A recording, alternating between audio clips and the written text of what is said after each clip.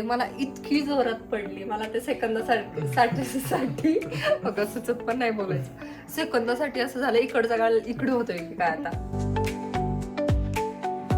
तर शॉर्ट कुर्ती आहे आणि अशा 3/4 स्लीव्स मध्ये. हाय हॅलो नमस्कार, कसे सगळे मजेत ना? मजेतच असायला हवं. मी भक्ती तुमच्या सगळ्यांचं खूप मनापासून स्वागत करते आपल्या चॅनलमध्ये. म्हणून वाटच बघते की मी व्लॉग चालू केला का की मी कधी चॅनलमध्ये म्हणते आणि बरोबर तेवढा शब्द लक्षात ठेवून तिचं चॅनलमध्ये एवढं असतं. तर आत्ता एकदम निवांत चाललंय, वीकेंड आहे. तर हे बसलेत रिलॅक्स. दिवसभर पाऊस पडतोय अक्षरशः. पुण्यात 3 दिवस झालं इतका पाऊस येतोय म्हणजे दिसताना वाटतं की आतमधून की हां फक्त झिमझिम झिमझिम चालली असं. पण बाहेर गेल्याच्या नंतर कळतं की बाबा ही झिमझिम नाही आहे, हा बऱ्यापैकी चांगला पाऊस आहे असा. तर भरपूर पाऊस आहे, म्हणजे थोडा उशिरा चालू झाला पण आता कंटिन्यू तो येतोय असं होतंय. सो त्याच्यामुळं ना एक तर कामं करू वाटत नाही आहे, दुसरी म्हणजे कपडे सुकत नाही आहेत. त्याच्यानंतर असं काही करायची इच्छा नाही होत ना, ब्लँकेट घेऊन बघ मस्त झोपू वाटतं असं होतंय सध्या तरी मलाही. आणि ब्लॉगचं पण सकाळपासून करेन म्हणलं चालू, पण मग चाललेलं बाकीची कामं म्हणलं करूयात आता रिलॅक्स. आत्ता एक मी ना कुर्ता सेटचा व्हिडिओ शूट केला आहे. तुम्हाला पण ते 2-3 दाखवते. मी तसे 6 मागवले होते कुर्ता सेट्स आणि 3 मला काही तेवढे बरे वाटले नाहीत, म्हणजे क्वालिटी त्याची काही तेवढी चांगली नाही आहे म्हणावं अशी. स्वस्त आहेत पण क्वालिटी एवढं काही नाही आहे, त्याच्यामुळे मग ते तर मी शूट पण नाही केले. म्हणलं ते नकोच दाखवायला. आणि बाकीचे 3 मला खूप आवडलेत ना, ते म्हणलं मी तुमच्यासोबत शेअर करेन. आणि मनूचं काय चाललंय ते दाखवते. बघा काय चाललंय. ABCD सोबत सगळ्या कंटेनरमध्ये कपडे भरून ठेवलेत. हा मनस्वी. आणि बघू काय काय भरले, दाखव एकदा. स्कूलचा युनिफॉर्म एकामध्ये, दुसऱ्यामध्ये पॅन्ट आहे, तिसऱ्यामध्ये पॅन्ट आहे आणि एका टी शर्ट आहे. आत्ता जरा पाऊस येतोय, ह्या कंटेनरमध्ये पण काही नव्हतं आणि काही ह्याच्यामध्ये किडे पण व्हायला लागले असं होत होतं. म्हणून मग ते स्वच्छ धुवून फॅन खाली वाळत ठेवलेले. तर मॅडमने हा पराक्रम केलाय. काय करते हे बघा. आणि किती वेळचं त्याच्यासोबतच खेळणं चालू आहे, मस्त एकदम निवांत. आणि त्याच्यामुळं ना मेन म्हणजे टी व्ही बघितलेली नाही आहे, ती एक गोष्ट चांगली आहे. अशा छोट्या छोट्या गोष्टीत रमली ना जरा टी व्हीपासून लांब राहते. नाही तर मग काय सुट्टी असल्यावर तर आम्हाला जास्त टी व्हीची आठवण येते. दुसरी गोष्ट, काल एक शॉर्ट व्हिडिओ मी अपलोड केला होता, त्याच्यामध्ये मी तुम्हाला सांगितलेलं की आमचा पूर्ण दिवस जो आहे ना तर तो हॉस्पिटलमध्ये गेला. कारण आमच्या मावशींना पिकू चावला होता. आता चावला म्हणजे त्याचा दात लागला का नख लागला आम्हाला हे माहीत नाही, त्यांना पण ते माहीत नाही. तसं आम्ही दोघी शेजारीच होतो तरी पण आम्हाला ते कळलं नाही. कारण झालं असं, त्यांनी बेल वाजवली आणि बेल वाजवली की त्याला काय होतं ना की पार्सलवाले कोणतरी आले असं. तर मग तो एकदम असं इकडे यायला लागतो. तर आम्ही त्याला रूममध्ये कोंडलं होतं. आम्ही दरवेळी काय करतो, त्याला गॅलरीमध्ये ठेवतो आणि त्याच्यानंतर मग दरवाजा उघडतो.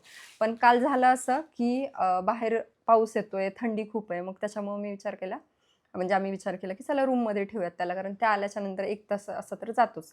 मग रूममध्ये ठेवलं आणि तेवढ्यात मनू गेली आणि दरवाजा उघडला. मग दरवाजा उघडला की तो तसाच पळत बाहेर आला.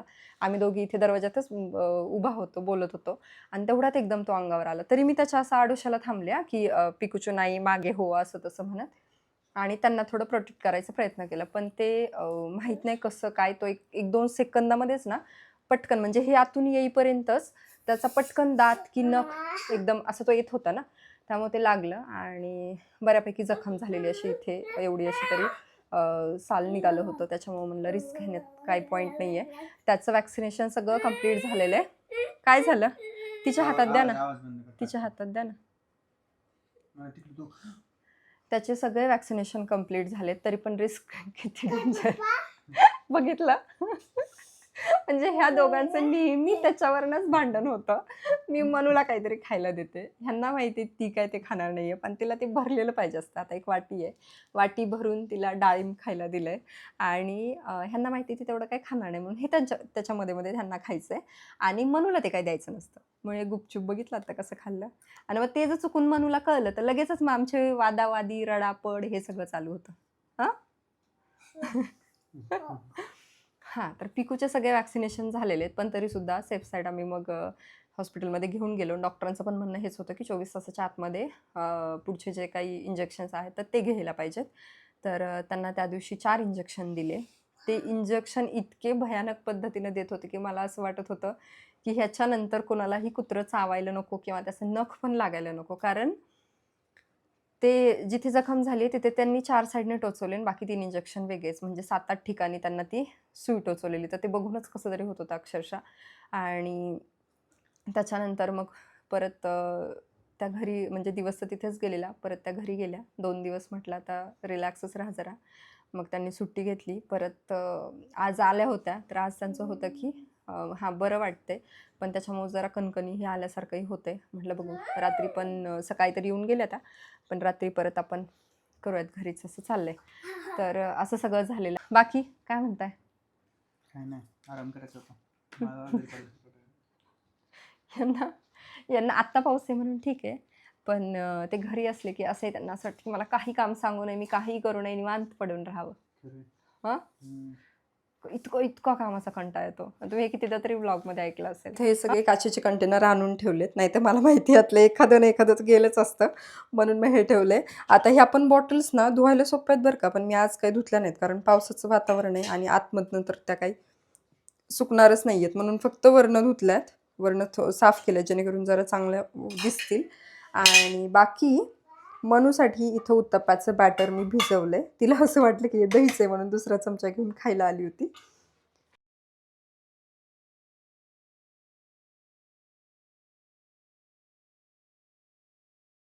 मनूसाठी उत्तप्पा बनवला आहे. हे तिला खाऊ घालतायत. तोपर्यंत म्हटलं चला तिचे कुर्ता सेट मी तुमच्यासोबत शेअर करणार होते ना, ते शेअर करते. कारण ते इतके सुंदर आलेत. मी 6 मागवले होते आणि त्यातले 3 खूप छान आहेत. त्याच्यामुळे म्हटलं तेच फक्त शेअर करते. कारण बाकीचे मग काही शेअर करण्यात पॉईंट पण नाही आहे. स्वस्त आहेत ते बाकी पण क्वालिटी एकदमच ॲव्हरेज आहे. त्याच्यापेक्षा म्हटलं नकोच. मी हे जे चांगले आहेत तेच तुमच्यासोबत शेअर करते. आणि हे जे आहेत ना, हे सध्या म्हणजे उन्हाळ्यामध्ये खूप जास्त ट्रेंडिंगमध्ये होते Instagramवरती तर. की जिकडे-तिकडे हे फारसी सूट बघायला मिळायचे आणि तेव्हाच खरं तर मागवेन म्हणलेलं. मागून पण बरेच दिवस झालेत. पण शूट करायचं ते राहून गेलं होतं. तर म्हटलं चला आत्ता मी तुमच्यासोबत हे शेअर करते. खूपच सुंदर आहे. शॉर्ट कुर्ती आहे आणि त्याला आता 1 मिनिट. तर शॉर्ट कुर्ती आहे आणि अशा 3-4 स्लीव्हजमध्ये स्लीव्हजचा पण इथे घेर बघू शकता. म्हणजे असा एक पॅटर्नच वेगळा आहे. समोर असा मस्त एक फ्लेअर आहे आणि त्याचा नेक पण खूप सुंदर आहे. स्टँड कॉलरमध्ये असा. जेव्हा आम्ही कॉलेजला होतो ना, म्हणजे माझ्या कॉलेजचा युनिफॉर्म मी असा शिवून घेतलेला आणि मला तो खूप आवडायचा आणि त्याचीच आठवण झाली खरं तर हे बघितल्याच्या नंतर. याचं जे डिझाइन आहे तर ते पण छान आहे. हे बघा. लिननमध्ये याचा कपडा आहे आणि खूप असा ट्रान्सपरंट नाही आहे.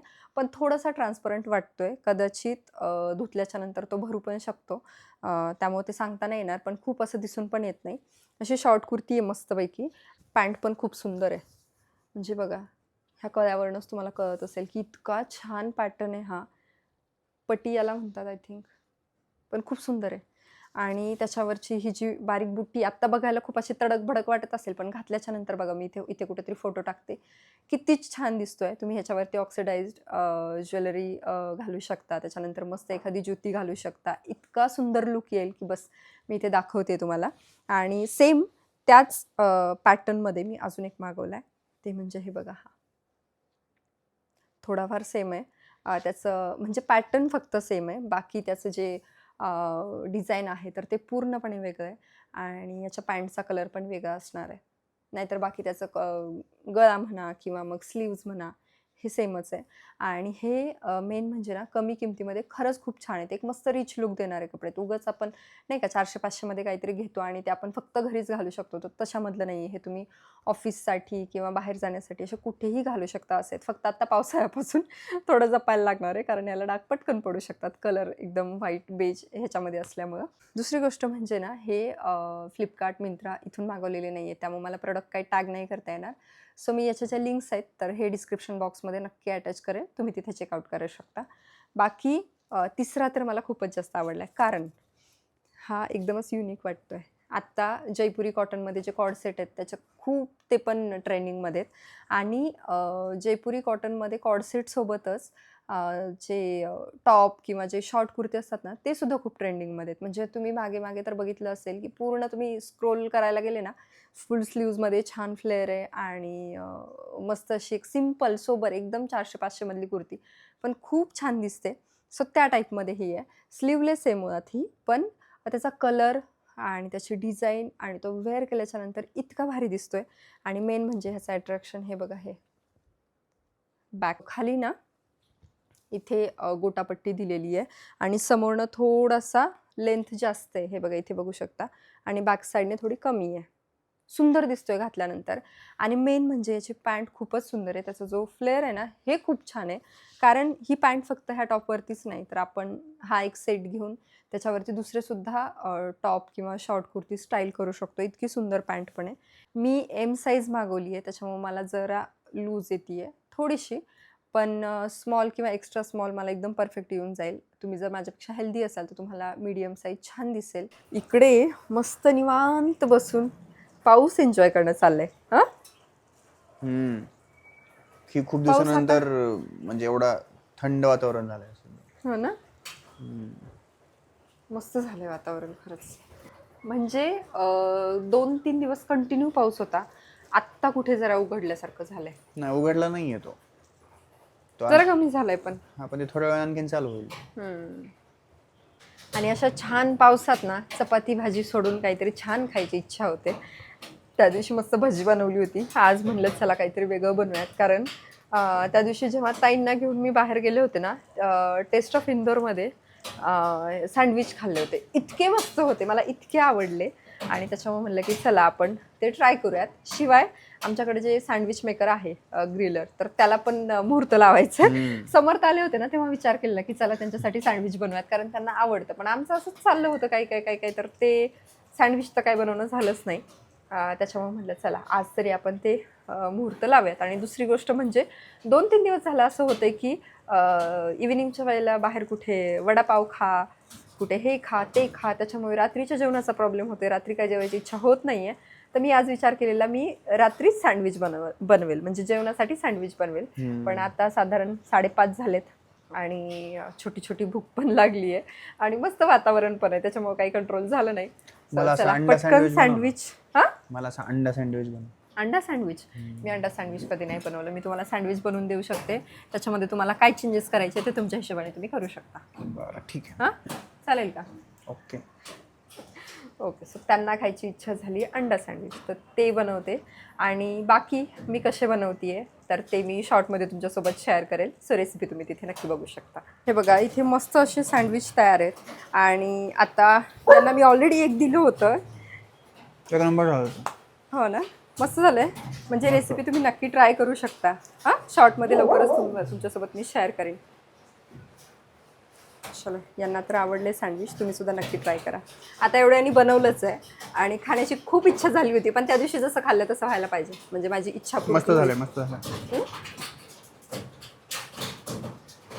पूर्ण तो चीजनं 4 चांद लावलं. आणि पुदिन्याची चटणी अशी खूप तिखट वाटत होती, पण ह्यात नाही जाणवते ना, म्हणजे चटणी तिखटच करायला पाहिजे.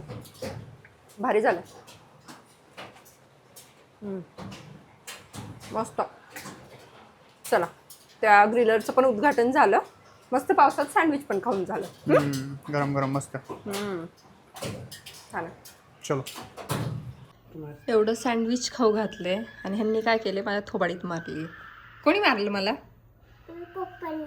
पप्पानी मारलं ना. पप्पा का मारलं सांगा आता, का मारलं? ह्या दोघांच्या खेळामध्ये मला इतकी जोरात पडली. मला ते सेकंदासाठी अगं सुचत पण नाही बोलायचं.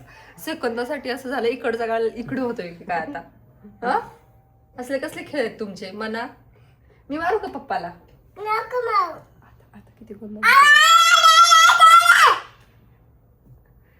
काय म्हणते? मारू का?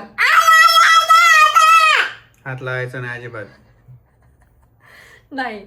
आणि काय, पप्पाला मारू नको माझ्या, इतकं आरडा चालू होता. एवढं काय ओरडते मग? मना तुटत असतं ते, इतकं आरडा करते की बस. हा, मारू का? मारू मी? मारले मला. आणि मला मग अशी मारलं तेव्हा?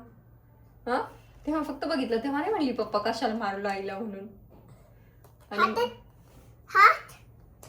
आई गो, किती हसायला येते, किती नालायक आहे हिचं. म्हण्या. हा आगाऊ कुठली. चला ह्या दोघांचं चालू देत, म्हटलं मी माझी बाकीची कामं आवरून घेते. ज्या दिवशी पण असं मी हॉल व्हिडिओचं काही शूट करते ना, इतके सगळे कपडे पडलेले असतात आणि त्यात पाऊस आहे, त्याच्यामुळे रेग्युलरचे कपडे पण ते काही सुकत नाहीत. त्यामुळे मग स्टँडवरती असे मी ठेवले होते. रात्रभर दिवसभर त्याच्यासाठी फॅन चालू ठेवावा लागतो आणि मला उन्हाळ्यामध्ये असं वाटायचं ना, की चला बाबा एसीमध्ये खूप बिल येते आता आपल्याला आणि आता असं होतंय, की एसीचं कमी झालं आणि गिझरचं आणि हे फॅनचं एक्स्ट्राचं बिल वाढत चाललंय. मी सगळे हे कपडे त्यांना काढून दिले आणि त्याच्यानंतर ते म्हणले, की "मी ते आवरून घेतो, तू बाकीची कामं आवरून घे." कारण किचन आवरायचं बाकी होतं. छोटीशी गोष्ट आपण काहीतरी करतो, पण त्याच्यामुळे इतका पसारा, एवढे भांडे, हे सगळं होतं ना आणि एका पॉइंट नंतर वाटायला लागतं, की एक सँडविच खायचं होतं आपल्याला, आपण बाहेरून आणूच शकलो असतो ना. पण बनवण्याची माझी एक्साइटमेंट खूप होती. सँडविच पण खूप छान झाले होते आणि सगळ्यात महत्त्वाचं म्हणजे ना हायजीन मेंटेन होतं जेव्हा आपण घरी एखादी गोष्ट करतो. कारण एवढ्या पावसाळ्यामध्ये बाहेर तर तुम्ही इमॅजिन करू शकता गोष्टी खायला खूप छान लागतात, पण तेवढ्याच त्या अनहायजेनिकसुद्धा असतात. इथे मटकी भिजत घातली होती, त्याला पण खूप छान मोड आलेले. नेहमी ना मी पुरणाची जी चाळणी असते ना त्याच्यामध्येच मटकी भिजत घालते, म्हणजे मोड आणायला ठेवते आणि त्याला खूप छान मोड येतात.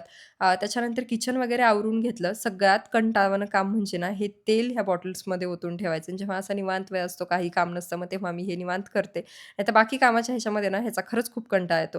हे तेल वगैरे सगळं काढून घेतलं. ह्या बॉटल ना एवढ्या मजबूत आहेत, मला हे आज कळलं, कारण आत्ता माझ्याकडून एक बॉटल पडली, पण तिला अजिबात असा तडासुद्धा गेला नाही, इतकी मजबूत आहे ती.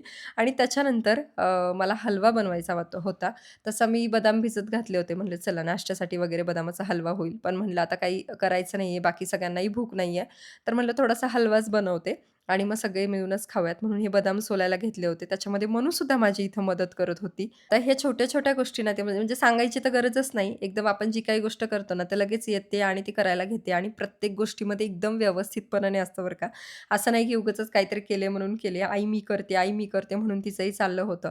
सो चला आता दोघी मिळून आम्ही इथे बदाम सोलतोय आणि त्याच्यानंतर मग मी हलवा बनवते आणि आजचा व्हिडिओ इथेच एंड करते. भेटूयात पुढच्या एका छानशा व्हिडिओमध्ये. तोपर्यंत बाय.